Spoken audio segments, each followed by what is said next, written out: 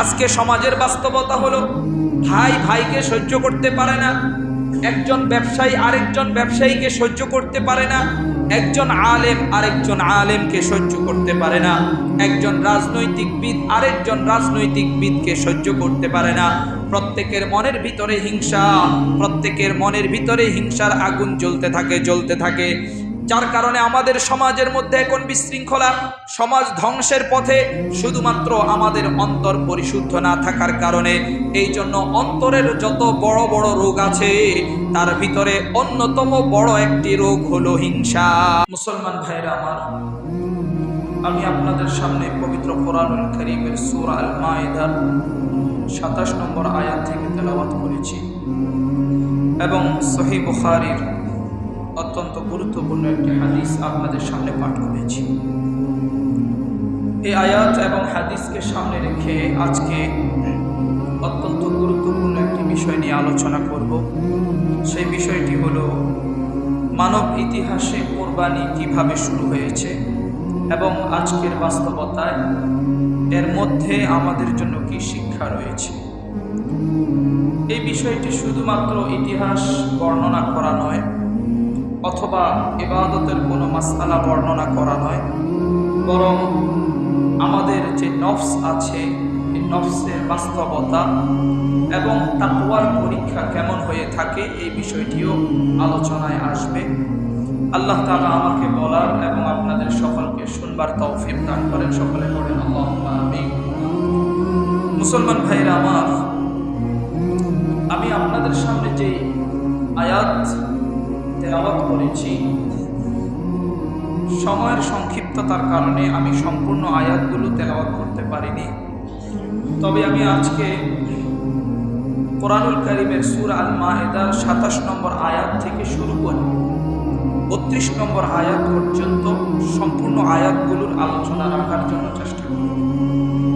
কারণ হচ্ছে আজকে যে বিষয়টি আমি নির্ধারণ করেছি, এই বিষয়টির আলোচনা এই সূরা আল মাইদার ২৭ নম্বর আয়াত থেকে শুরু করে ৩২ নম্বর আয়াতের মধ্যে আছে। আয়াতগুলোর আলোচনার পাশাপাশি আমাদের আজকের আলোচনা শেষ হয়ে যাবে। তো এই আয়াতগুলো নাজিল হওয়ার প্রেক্ষাপট কি, আমরা যদি ধরে আয়াতগুলোর অনুবাদ শুরু করি তাহলে আমরা বুঝতে পারবো না, অথবা বুঝতে আমাদের জন্য কষ্ট হয়ে যাবে। এই জন্য এই আয়াতগুলোর নাজিল হওয়ার প্রেক্ষাপট কি ছিল সেই বিষয়টি আগে জেনে তারপরে আমরা আয়াতের মূল আলোচনায় প্রবেশ করার জন্য চেষ্টা করব। মুফাসসিরগণ বলেন, ইহুদিরা রাসূল সাল্লাল্লাহু আলাইহি ওয়াসাল্লামকে বিভিন্ন প্রশ্নে জর্জরিত করে ফেলত। বিশ্বনবীকে আটকানোর জন্য ইহুদিরা অনেক ধরনের প্রশ্ন করত। তার মধ্যে একটি প্রশ্ন ছিল এই আজকের আয়াতের আলোচনা। তখন আল্লাহ রাব্বুল আলামিন ইহুদিদেরকে শিক্ষা দেওয়ার জন্য এবং মুসলমানদেরকে সতর্ক করার জন্য এবং মুসলমানদেরকে বাস্তবতা বুঝানোর জন্য আল্লাহ রাব্বুল আলামিন সূরা আল মাইদার ২৭ নম্বর আয়াত থেকে শুরু করে ৩২ নম্বর আয়াত পর্যন্ত বিশ্বনবী মুহাম্মদুর রাসূলুল্লাহ সাল্লাল্লাহু আলাইহি ওয়াসাল্লামের উপরে নাজিল করলেন। সেই আয়াতগুলো কি ছিল আমরা আস্তে আস্তে আলোচনার ভিতরে প্রবেশ করি। আল্লাহ রাব্বুল আলামিন প্রথম আয়াতে বিশ্বনবী মুহাম্মদুর রাসূলুল্লাহ সাল্লাল্লাহু আলাইহি ওয়াসাল্লামকে নির্দেশ দিয়ে বলেন, ওয়াতলু আলাইহিম নাবা আবনাই আদম বিল হক। আল্লাহ রাব্বুল আলামিন বিশ্বনবীকে বলেন, তুমি তাদের কাছে আদম আলাইহিস সালাম এবং আদম আলাইহিস সালামের দুই সন্তান হাবিল এবং কাবিলের ঘটনা সত্য সহ বর্ণনা করো। প্রশ্ন আসতে পারে, আল্লাহ রাব্বুল আলামিন কেন নবীকে বললেন তুমি সত্য সহ যথাযথভাবে মানুষের কাছে আদম আলাইহিস সালাম এবং তার দুই সন্তানের ঘটনা বর্ণনা করার জন্য নির্দেশ দিয়েছেন? নবীজি কি মিথ্যা বলতেন? কখনো না, নবীজি মিথ্যা বলতেন না। কারণ নবীজি নিজের থেকে কোনো কথা বলতেন না, যা কিছু বলতেন সব কিছু আল্লাহ রাব্বুল আলামিনের ওহীর মাধ্যমে। আওয়াজ দিয়ে বলেন সুবহানাল্লাহ। মুসলমান ভাইরা আমার, এই প্রশ্নের উত্তর হলো, অতীত ইতিহাস যদি ভুলভাবে ব্যাখ্যা করা হয়, তাহলে ভবিষ্যৎ প্রজন্মের কাছে ভুল মেসেজ যদি যায়, তাহলে ভবিষ্যৎ প্রজন্মের মানুষেরা বিপদগামী হয়ে যাবে, ভ্রষ্টতার ভিতরে চলে যাবে। এই জন্য নবীজিকে সতর্ক করে বলেছেন, হে পয়গম্বর, আদম আলাইহিস সালামের ঘটনা এবং তার দুই সন্তানের ঘটনা মানুষের সামনে যথাযথভাবে বর্ণনা করুন এবং সত্য সহ বর্ণনা করুন, যাতে করে ঘটনার বর্ণনার পরে সেখান থেকে মানুষ সঠিক শিক্ষা গ্রহণ করতে পারে। সমাজের ভিতরে যদি অতীতের কোনো ঘটনা ভুলভাবে উপস্থাপন করা হয়, তাহলে আমাদের কাছে ভুলভাবে ঘটনা আসার কারণে আমরা এখান থেকে ভুল মেসেজ পাব, এবং ভুল মেসেজ পাওয়ার কারণে আমরা নিজেদের জীবন চলাচলের ক্ষেত্রে সেখান থেকে ভুলটা শিক্ষা গ্রহণ করব। আর এতে করে মানুষের জন্য কল্যাণকর হবে না, বরং মানুষের জন্য সেটা হবে বিপদের কারণ। এই জন্য আল্লাহ তাআলা নবীজিকে বলেছেন, নবী, আপনি আদম আলাইহিস সালাম এবং তার দুই সন্তান হাবিল এবং কাবিলের ঘটনা সঠিকভাবে আলোচনা করুন, সত্য সহ আলোচনা করুন, হক আদায় করে আলোচনা করুন। সুবহানাল্লাহ। মুসলমান ভাইরা আমার, এই ঘটনা শুধু বর্ণনা করা, ইতিহাস বলা বিষয়টি এমন নয়, বরং আদম আলাইহিস সালামের দুই সন্তানের ঘটনার মতো ঘটনা আমাদের সমাজে আজও ঘটছে, ঠিক কিনা?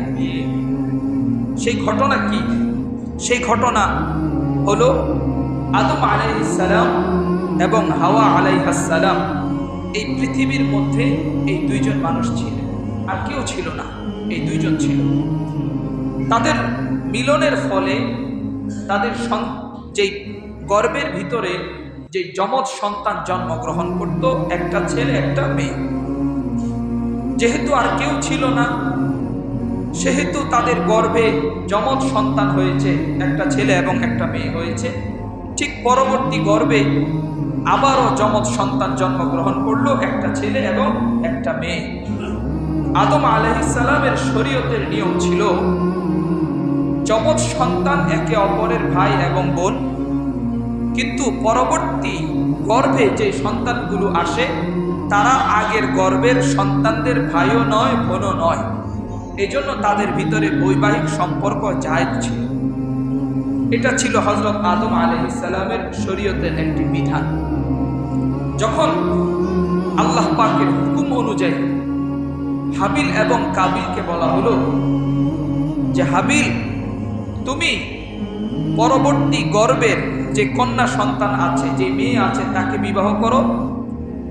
আর কাবিলকে বলা হলো, হাবিলকে বলা হলো, আগের জন্মের যে মেয়েটা আছে, যে কন্যা সন্তান আছে, তুমি তাকে বিবাহ করো। যেহেতু কাবিল এবং তার সাথে যেই কন্যা সন্তান জন্মগ্রহণ করেছে তারা ছিল ভাই বোন, তাদের ভিতরে বৈবাহিক সম্পর্ক কি হারাম। ঠিক তেমনি ভাবে হাবিলের সাথে যেই মেয়েটি অথবা যেই কন্যা সন্তান জন্মগ্রহণ করলো, হাবিলের বোন, এই জন্য তাদের ভিতরেও কি বৈবাহিক সম্পর্ক হারাম। এখন কাবিল বিবাহ করবে হাবিলের বোনকে, হাবিল বিবাহ করবে কাবিলের বোনকে। এখন সমস্যা হচ্ছে আরেক জায়গায়। হাবিলের বোন ছিল খুবই সুন্দরী, খুবই কালো, আর কাবিলের বোন ছিল খুবই সুন্দরী। হাবিলের বোন ছিল কি একটু কালো, আর কাবিলের বোন ছিল খুবই সুন্দরী। এখন কাবিল বলল, আমার বোন সুন্দরী, আমি আমার বোনকে বিয়ে করব। আর হাবিলের বোন যেহেতু সুন্দরী একটু কম, এই জন্য আমি তাকে বিবাহ করতে রাজি নই। এখন বলেন তো, ভাই কি বোন কি বিবাহ করতে পারবে? এটা তো জায়েজ নেই। এখনো কি জায়েজ আছে নাকি? নেই। পশ্চিমা বিশ্ব, যাদের কোনো ধর্ম নেই, যাদের কোনো নীতি নৈতিকতা নেই, যাদের কোনো কালচার নেই, যাদের কোনো চরিত্র নেই, তারাই শুধু পারে নিজেদের বোনকে বিবাহ করতে। নাউজুবিল্লাহ। শুধু তাই নয়, পশ্চিমা বিশ্বে এমন কালচারও আছে, নিজের আপন সন্তানের সাথে মা পর্যন্ত জিনা ব্যভিচারে লিপ্ত হয়ে, এবং বাবা পর্যন্ত নিজের মেয়েকে বিবাহ করে, নিজের মেয়ের সাথে জিনা ব্যভিচার করে। এগুলো হচ্ছে পশ্চিমা কালচার। মুসলমানের কালচারে এগুলো নেই। মুসলমানের কালচারে আছে ইসলামের বিধান অনুযায়ী বিবাহ বন্ধনের মাধ্যমে সুন্দর পরিবার গঠন করা এবং চরিত্র উন্নত করা। মুসলমান ভাইয়ের আমার, তাহলে যখন আদম আলাইহিস সালামের দুই সন্তান বিয়েকে কেন্দ্র করে, একজন নারীকে কেন্দ্র করে দ্বন্দ্বে লিপ্ত হয়ে গেল, তখন আদম আলাইহিস সালামের উপরে আল্লাহ রাব্বুল আলামিন ওহী নাজিল করলেন। আদম আলাইহিস সালামকে বললেন যে, হে আদম, হাবিলের বোনকে বিবাহ করতে যেহেতু কাবিল কোনোভাবে রাজি হচ্ছে না, কারণ হচ্ছে তার বোন একটু কালো, একটু কম সুন্দরী ছিল, তাহলে তুমি এক কাজ করো, তাদের দুজনকে বলো তারা যেন কোরবানি করে, তারা যেন কোরবানি করে। যার কোরবানি কবুল হবে সেই সঠিক, আর যার কোরবানি কবুল হবে না সে হচ্ছে ভুলের মধ্যে আছে। কোরআনুল কারীমের আয়াতের মধ্যে আল্লাহ তাআলা এই বিষয়টি স্পষ্ট করে দিয়েছেন। আমরা ইনশাআল্লাহ সামনের আলোচনার মধ্যে আমরা উপলব্ধি করতে পারব। মুসলমান ভাইয়ের আমার, তাহলে এই যে দ্বন্দ্বটা নারী কেন্দ্রিক, এটা সেই হাবিল এবং কাবিল থেকে শুরু হয়েছে। এটা পৃথিবীর মধ্যে আজকে নতুন নয়, এটা শুধুমাত্র ইতিহাসের মধ্যে সীমাবদ্ধ নয়। নারীকে কেন্দ্র করে দ্বন্দ্ব, নারীকে কেন্দ্র করে ঝামেলা, নারীকে কেন্দ্র করে শত্রুতা আমাদের সমাজে আছে নাকি নাই? অথচ নারী এবং পুরুষকে আল্লাহ রাব্বুল আলামিন দ্বন্দ্বের জন্য সৃষ্টি করেননি। আল্লাহ রাব্বুল আলামিন সৃষ্টি করেছেন পৃথিবীর ভারসাম্য রক্ষা করার জন্য।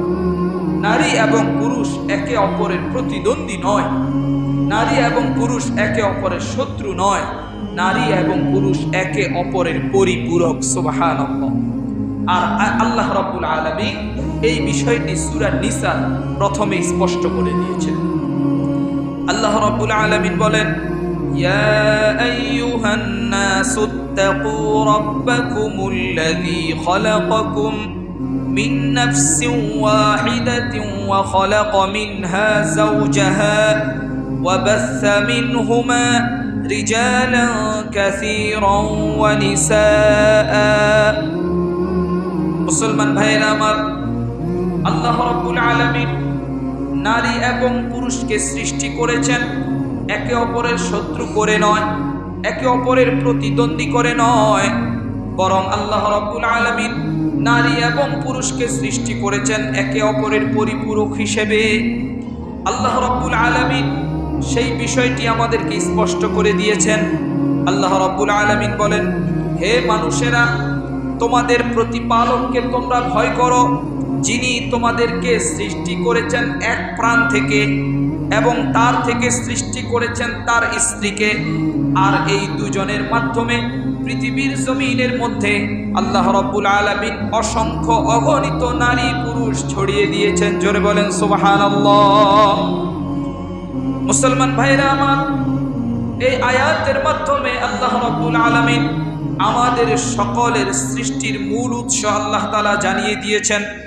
আল্লাহ তাআলা এই বিষয়টি স্পষ্ট করে দিয়েছেন, হে দুনিয়ার মানুষেরা, তোমরা নারী এবং পুরুষ একে অপরের প্রতিযোগী নয়, একে অপরের শত্রু নয়, বরং তোমরা একে অপরের সাথে পরিপূরক হিসেবে থাকবে, যাতে পৃথিবীর জমিনের মধ্যে ভারসাম্য রক্ষা হয়। কিন্তু সমাজের ভিতরে নারী এবং পুরুষের ভিতরে যদি ভারসাম্য রক্ষা না করা হয়, তখন ফিতনা সৃষ্টি হয়, দ্বন্দ্ব সৃষ্টি হয়, একে অপরের ভিতরে শত্রুতামি সৃষ্টি হয়। বিশ্বনবী সাল্লাল্লাহু আলাইহি ওয়াসাল্লাম এই বাস্তবতাকে সামনে রেখে সহিহ বুখারীর 5096 নম্বর হাদিসের মধ্যে বলেছেন, মা তারাকতু বা'দি ফিতনাতান আদাররা আলার রিজালি মিনান নিসা। হে আমার উম্মতের দলেরা, শুনো, আমার পরে পুরুষের জন্য সবচেয়ে ভয়ঙ্কর ফিতনা হলো নারীর ফিতনা। এই হাদিসের মধ্যে আল্লাহ রাব্বুল আলামিনের পয়গম্বর রাহমাতুল লিল আলামিন নারীর বিষয়ে খারাপ ধারণা দেননি, বরং নারীর বিষয়ে মানুষের ভুল ধারণাকে ভেঙে দিয়েছেন। শুধু তাই নয়, হারাম আকর্ষণ সম্পর্কে বিশ্বনবী মানুষকে সতর্ক করেছেন। মুসলমান ভাইরা আমার, আল্লাহ রাব্বুল আলামিন মানুষের অন্তরের দুর্বলতা, নারীর প্রতি আকর্ষণ, নারীর প্রতি কামনা বাসনা, এই বিষয়ে সতর্ক করে দিয়েছেন। কোরআনুল কারীমের সূরা আলে ইমরানের 14 নম্বর আয়াতের ভিতরে আল্লাহ রাব্বুল আলামিন বলেন, যুয়িনা লিন-নাসি হুব্বুশ শাহওয়াতি মিনান নিসা। আল্লাহ রাব্বুল আলামিন বলেন, মানুষের জন্য আকর্ষণ করে দেওয়া হয়েছে নারী সহ নানা কামনা বাসনার জিনিসগুলোকে। আমার ভাইয়েরা, এই আয়াতের মাধ্যমে আল্লাহ রাব্বুল আলামিন মানুষের দুর্বলতা নারীর প্রতি এবং মানুষের আকর্ষণ নারীর প্রতি, এই বিষয়টি আল্লাহ তাআলা জানিয়ে দিয়েছেন এবং এই বিষয়টি স্পষ্ট করে দিয়েছেন। তোমাদের কামনা বাসনা অবৈধভাবে এগুলোকে বাস্তবায়ন করা যাবে না। তোমাদের মনের যে আকাঙ্ক্ষা, এগুলোকে অবৈধভাবে বাস্তবায়ন করা যাবে না, বরং হালাল পদ্ধতিতে বৈবাহিক সম্পর্কের মাধ্যমে তোমাদের মনের কামনা বাসনা তোমরা পরিপূর্ণ করো। তাহলে আদম আলাইহিস সালামের সন্তানদের যে দ্বন্দ্ব, এই দ্বন্দ্ব ছিল নারীকে কেন্দ্র করে। বলেন, কাকে কেন্দ্র করে? নারী আমাদের শত্রু নয়, আমরা নারীদের শত্রু নয়, বরং আল্লাহ তাআলা নারী এবং পুরুষকে দুনিয়ার জমিনে সৃষ্টি করেছেন পৃথিবীর ভারসাম্য রক্ষা করার জন্য। আমাদেরকে আল্লাহ তাআলা শক্তি দিয়েছেন, শক্তি থাকা সত্ত্বেও সব কাজ আমাদের দ্বারা করা সম্ভব নয়। পক্ষান্তরে নারীকে আল্লাহ তাআলা দুর্বল করে বানিয়ে দিয়েছেন। এমন এমন কাজ নারীদের দ্বারা হয় যেটা আমাদের শক্তি থাকা সত্ত্বেও আমাদের দ্বারা হয় না। ঠিক কিনা? আওয়াজ দিয়ে বলেন। তাহলে আমার ভাইরা, নারী এবং পুরুষ আল্লাহ তাআলা সৃষ্টি করেছেন, যে সব কাজ পুরুষ করতে পারে না সেটা নারী করবে, আর যেই কাজ নারী করতে পারে না সেটা পুরুষ করবে। কিন্তু সমস্যা তখনই হয় যখন নারী চায় পুরুষের কাজটা করতে আর পুরুষ চায় নারীর কাজটা করতে। সমস্যা তখনই হয়। সংসারের ভিতরে ঝামেলা কখন হয়?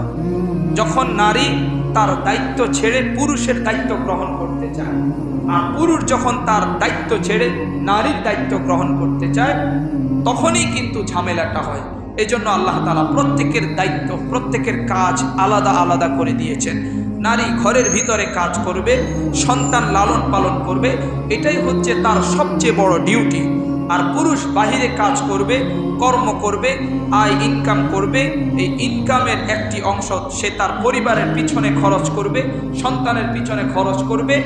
এতে করে নারী এবং পুরুষের ভিতরে ভারসাম্য রক্ষা হবে, সুন্দর এবং জান্নাতের বাগান, সুন্দর একটা পরিবার, সুন্দর একটা সমাজ গঠনে সহায়তা হবে। সুবহানাল্লাহ।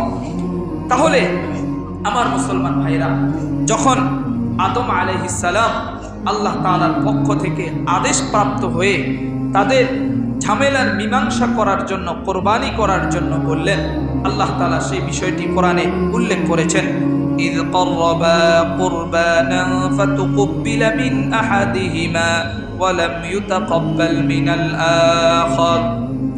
মুসলমান ভাইরা আমার, আল্লাহ রাব্বুল আলামিন বললেন, হে আদম, তোমার দুই সন্তানের ভিতরে নারীকে কেন্দ্র করে যেই ঝামেলাটা হয়েছে, সেই ঝামেলা মীমাংসার জন্য তুমি তোমার সন্তানদেরকে বলো তারা যেন কোরবানি করে।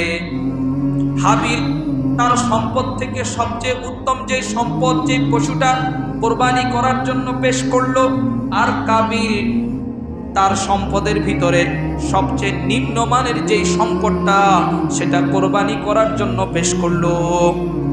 আল্লাহ রাব্বুল আলামিন দুজনের কোরবানি পেশ করার পরে ঘোষণা করে দিলেন, মিন আহাদিহিমা ওয়া লাম ইউতাকাব্বাল মিনাল আখার, তোমাদের দুজনের একজনের কোরবানি আমি আল্লাহর কাছে কবুল হয়ে গেল।